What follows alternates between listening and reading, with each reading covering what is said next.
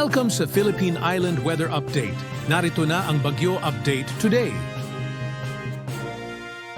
Meron muli tayong update regarding sa ating monitor na si Super Typhoon Leon with international name na Kongray as of 5 in the morning araw ng Thursday, huling araw po ng Oktubre. Patuloy na lumalapit yung sentro nitong si Bagyong Leon at huling namataan 100 kilometers na lamang po sa silangan, hilagang silangan ng bayan po ng Itbayat.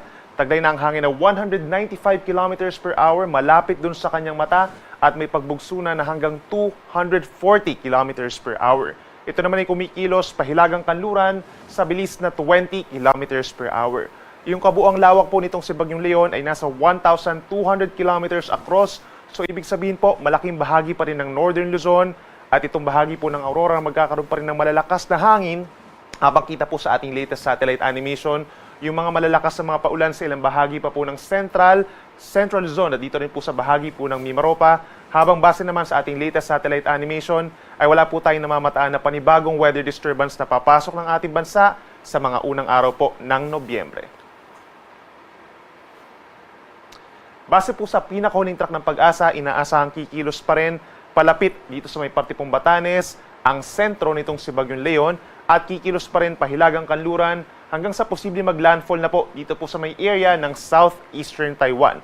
From there, simula po mamayang hapon hanggang gabi ay magsisimula ng humina ang nasabing bagyo at lalabas sa may western portion ng Taiwan pagsapit ng mamayang gabi at posible naman later this evening hanggang bukas ng madaling araw ay lalabas na rin po ito ng Philippine Area of Responsibility patungo dito sa may eastern portion of China. Inuulit natin, malawak po ang nasabing bagyo, so ibig sabihin kahit ito ay lumalayo na sa ating kalupahan mamaya pong tanghali, ay posible pa rin makaranas ng mga pagbugso ng hangin, lalo na itong extreme northern Luzon at itong mainland northern Luzon, makakaranas pa rin po ng malalakas na hangin hanggang mamayang hapon.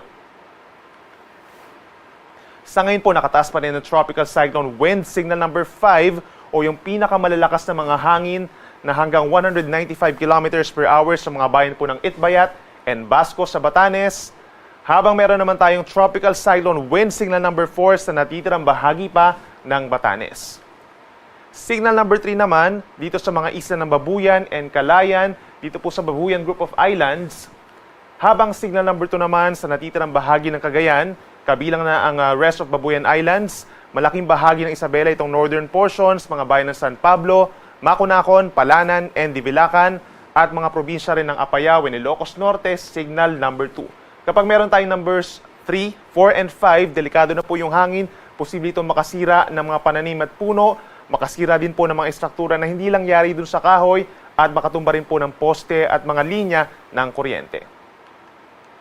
Meron naman tayong tropical cyclone wind signal number 1 pa rin sa natitirang bahagi po ng Isabela, malaking bahagi ng Quirino, northern and central portions of Nueva Vizcaya, gayon din sa Abra, Kalinga, Mountain Province, Ifugao, down to Benguet, at meron din tayong signal number 1 sa Ilocos Sur, La Union, at sa northern and central portions of Aurora. Yung ilang bahagi pa ng northern Luzon, dito rin po sa bahagi ng Aurora, tinanggal na po natin yung mga wind signals at mga susunod na issuance po natin, posibleng mabawasan pa yung ating mga wind signals over Aurora, bahagi ng Cagayan Valley, Cordillera Region, and Ilocos Region.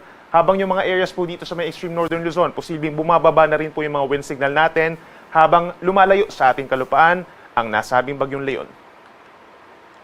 Ito naman yung mararanasan po, mga lugar na makakaranas ng malalakas na mga paulan sa susunod po na 24 oras.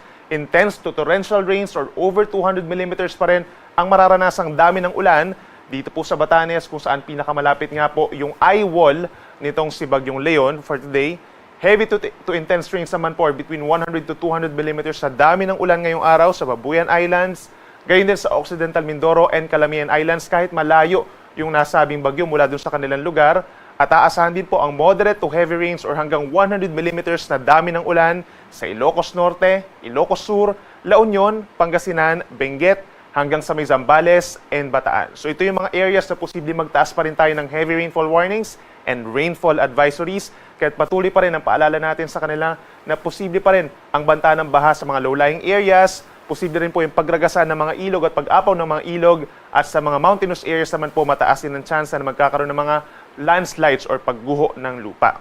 Bukas naman po sa unang araw ng Nobyembre, posible pa rin yung mga paulan sa malaking bahagi ng Luzon, but then yung pinaka magkakaroon ng mga paulan, nasa 50 to 100 millimeters, ay dito po sa may Occidental Mindoro and Calamian Islands dahil dun sa trough pa rin po o yung outer portion nitong si Bagyong Leon. For today, makakaranas naman ng kalat-kalat na ulan and thunderstorms lalo na sa hapon hanggang gabi ang Metro Manila, natitirang bahagi ng Luzon, Western Visayas, and Negros Island region. So kung lalabas po ng bahay, may sure pa rin na meron dalang payong. Para naman po sa mga pagbugso na outer part, doon sa outer part po nitong si Bagyong Leon, meron pa rin tayong mga areas sa malaking bahagi ng bansa na strong to gale force winds or pabugso-bugso mga hangin. Most of Cordillera region for today po yan. Ganyan din sa Aurora, Bataan, Quirino, Nueva Vizcaya, hanggang dito sa Metro Manila, Calabarzon, Mimaropa.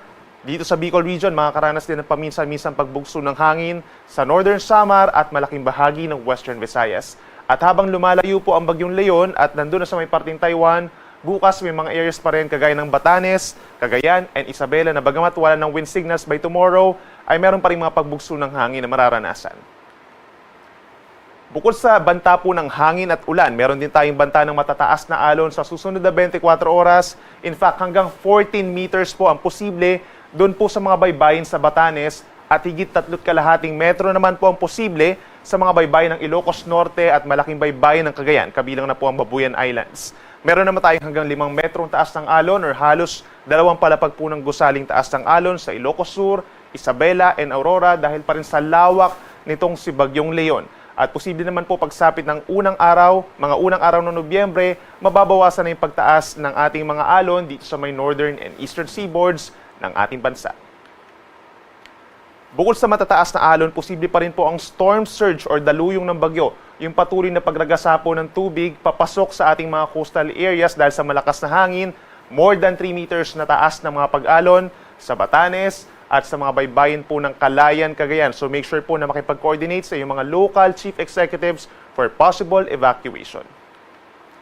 At para naman sa ating 3-day weather outlook, ngayong long weekend, kung saan meron tayong undas, asahan po natin by tomorrow, meron pa rin mga areas na magkakaroon ng kalat-kalat na ulan and thunderstorms. But then again, hindi na ito katulad ng mga pag-ulan. Kung dito sa Northern Luzon, mababawasan na po yung dami ng mga pag-ulan natin as compared for today. But then, meron pa rin po dito sa may Batanes and Babuyan Islands, gayon din sa malaking bahagi pa ng Ilocos region and Cordillera region, dito sa bahagi po ng Central Luzon, lalo na sa may Zambales and Bataan, down to Cavite, Batangas, at malaking bahagi po ng Mimaropa, lalo na sa may Occidental Mindoro and Calamian Islands. Make sure pa rin po na meron dalang payong at mag-ingat sa banta ng baha at landslides. Over the weekend naman, that's November 2 to 3, malaking bahagi na ng bansa ang magkakaroon ng improved weather conditions. Magpapatuloy yung bahagyang maulap at madalas maaraw na panahon over Visayas and Mindanao at meron na lamang mga pulupulong ulan. Habang dito sa malaking bahagi ng Luzon, asahan ng bahagyang maulap hanggang maulap na kalangitan at meron din mga pulupulong mga paulan or pagkidlat pagkulog lalo sa dakong hapon hanggang gabi.